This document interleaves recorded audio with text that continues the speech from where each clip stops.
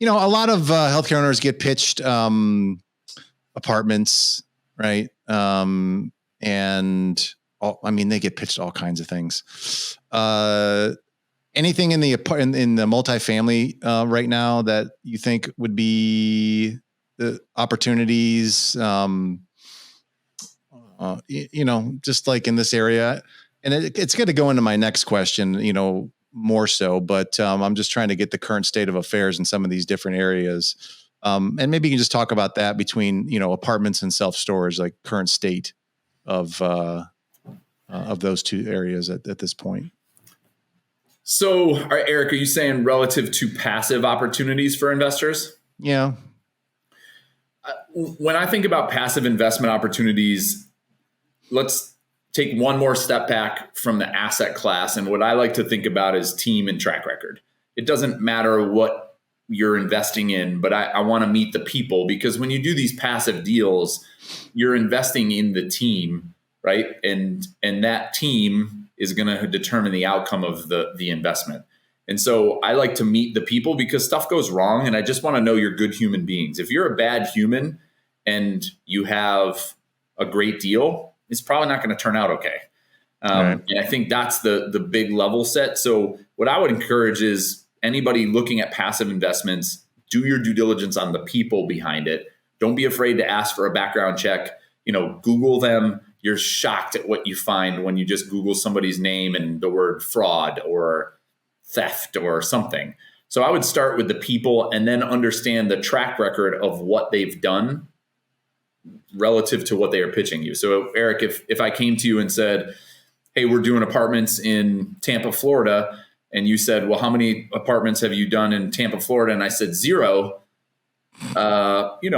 that's a red flag where I'm not saying we're not a savvy operator, but we do self-storage every day. What makes us an expert at apartments in Tampa? I mean, maybe the answer is we hired a guy who's been doing apartments in Tampa for 10 years, but you want to understand the track record for what it is you're being sold. And for me, those are the two big pillars. And then I go to, do I like the story of the asset class? Mm-hmm. And you mentioned apartments right now. I think there are opportunities everywhere, and good operators are going to underwrite good deals because they don't want a crappy deal on their portfolio either.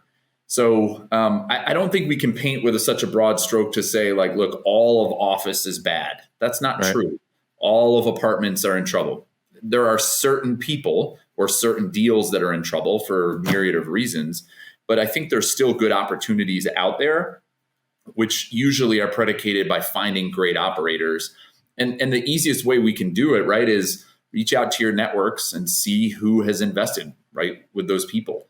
And I think for me, at least, that's been a big help is, if I know 4 or 5 guys who've been with a group for 5 years, generally that's a pretty good checkbox on are they safe and is it not a Ponzi scheme? Yeah. And I say this because unfortunately I've had a number of clients who, against my advice, invested with some of these it's these groups that just pop up. Like, I've never heard of them before. And, all of a sudden they're professional, real estate investors, and they're great salespeople, and they're able to, raise money. And, of course they bought these projects or put together these projects or these funds. And now all of a sudden, there was one group, I won't mention them, but they went completely bankrupt. And I had clients that probably lost, probably close to $1 million. Number one, because they tried to do everything. That was one of the things I've always appreciated about Reliant, is you guys just kind of stuck to what you know and didn't get into condos and high rises and other areas. You were like, this is what we know. But and then another one that just that affected a client of mine, and again, he's probably going to lose. But what happened to these groups? What did they do wrong? When I know they bought at low interest rates, were extremely low. They probably overpaid for the property. They probably had not much equity in there. Maybe talk a little bit about like that. So, if there was a rise in interest rates, it was just going to crush them. Is that all that happened? I mean, each situation's different, right? But there's an adage in real estate: debt kills, right? I mean, over levering usually is the root of all issue. And when you're over levered and you have, right, think about this, Eric, like the last 10 years prior to 2023, real estate has just done this, right? So values have, and for those people not watching, I'm holding my hand in an upward hockey stick type trajectory. It's just gone up. So there's been a lot of geniuses in the market, right? Everybody's made money. And I think, you have to think back to 2009, 10, 11, 12. There were properties that lost 70% of their value in a 2-year period. Well, if you're not underwriting for some level of variability there, I'm not saying you have to underwrite to 70% loss because no deals work, but you have to have some sensitivity analysis in there to say, okay, if it doesn't continue the way that we want in rent growth or occupancy or whatever the case may be, can we sustain this? And what's happened in the last 2 years, Eric, is you've kind of had a double whammy. Interest rates have doubled. So if you had debt coming due, right, and let's say, your debt service, your costs to cover your debt were $100. Well, now they're $200. And if you don't have the cash flow to cover that, if you have a loan coming due, right, like let's say you were end of 2022, your loan was coming due in your apartment complex, you were probably going from 3% interest to 7% interest. So now your $100 a month in debt costs you $215 a month in debt.